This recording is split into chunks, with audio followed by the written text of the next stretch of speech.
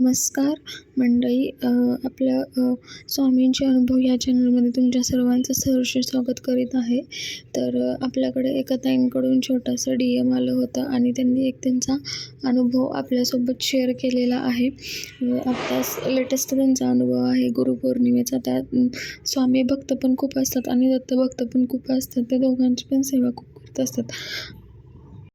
पण त्यांना नक्की कळत नसतं की आपण गुरु कोणाला मानायचं. म्हणजे दत्त महाराजांना गुरुपद द्यायचं का स्वामी महाराजांना गुरुपद द्यायचं. तुम्हाला सगळ्यांना माहीतच असेल की आपण गुरुपद पण घेतो जर गुरुपौर्णिमेला. तर मग त्यांना ते समजत नव्हतं. त्याच्यामध्ये कन्फ्युजन होत्या आणि त्यांना मोठं गुरुचरित्राचं पारायण करायचं होतं, पण त्यांचे पिरियडचे प्रॉब्लेम्स त्याच्यामुळे त्यांना समजत नव्हतं. त्यामुळे त्यांनी संक्षिप्त गुरुचरित्राचे त्यांनी पारायण केले त्यांच्या घरामध्ये. आणि त्यानंतरनं की गुरुपौर्णिमेला आधी 2 दिवस शिल्लक होते, तर त्यांना समजलं नाही की त्यांनी नक्की गुरुपद द्यायचं कोणाला, कोणासोबत, कोणाला स्वामी महाराजांना का दत्त महाराजांना. पण आपल्याला सगळ्यांना माहीतच आहे की स्वामी समर्थ हे दत्तगुरूंचे 3रे अवतार आहेत. स्वतः दत्तगुरू महाराजांनी जर 24 गुरु केले असतील तर आपण पण दोघा जणांना आपण देऊ शकतो, गुरुपद देऊ शकतो.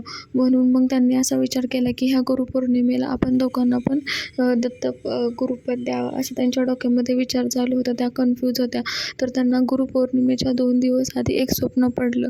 म्हणजे जे असे अघोरी वगैरे लोक असतात त्या अशा रस्त्याने चाललेल्या होत्या त्यांच्या मिस्टरांसोबत. तर त्यांना असं स्वप्नामध्ये आलं की ते अघोरी लोक त्यांच्या अंगावरती हे टाकत असतात, तसली पावडर टाकत असतात आणि पुढं हसत हसत जात असतात. तर त्यांना त्यावेळेसनं काही समजत नाही की आपण आता करायला काय पाहिजे. तर त्यावेळेस फक्त पुढे जातात आणि त्या म्हणतात, हे दत्त महाराजा आणि हे स्वामी समर्थ, मी जर तुमची निश्चित भक्त असेल, मी जर तुमची मनापासून सेवा केली असेल, तर तुम्हीच या मला संकटातून तारून द्या. आणि ते फक्त म्हणतात श्री गुरुदेव दत्त, श्री गुरुदेव 3दा म्हटल्यावरती ते माणसं पळून जातात आणि त्या हसतात. म्हणजे त्यांना हे स्वप्न पडतं. तर त्यांना समजत नाही की नक्की काय झालं. म्हणून त्या पाठीमागे बघतात तर साक्षात त्रिमूर्तींनी त्यांना दर्शन दिलेलं असतं. त्यावेळेसनं त्यांना समजतं की आपल्या पाठीमागे आपल्या गुरूंचा हात आहे. म्हणजे साक्षामध्ये त्यांना दत्त महाराजांनी दर्शन दिलेलं असतं. तर त्यांना असं समजत नाही की नक्की काय करावं. त्यांच्या डोळ्यातून खूप अश्रू गळतात आणि मग त्यांना तो असा एक अनुभव आलेला त्यांनी आपल्यासोबत शेअर केलेला आहे.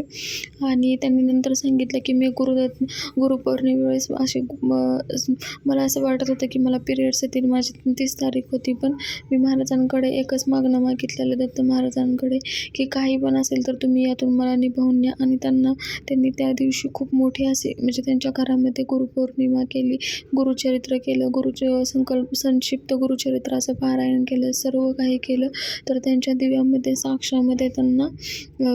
त्यांच्या दिव्यामध्ये फूल तयार झालं होतं, त्रिशूळ तयार झालं होतं. त्या म्हटलेल्या की मी जे काही सेवा करते याच्यासाठी तुम्ही जे काय असेल ते मला द्या. म्हणजे त्याचं मला काही ना काही तुम्ही कोणत्या पण रूपामध्ये मला त्याचं उत्तर द्या. तर त्यांना त्या रूपामध्ये उत्तर भेटलं होतं.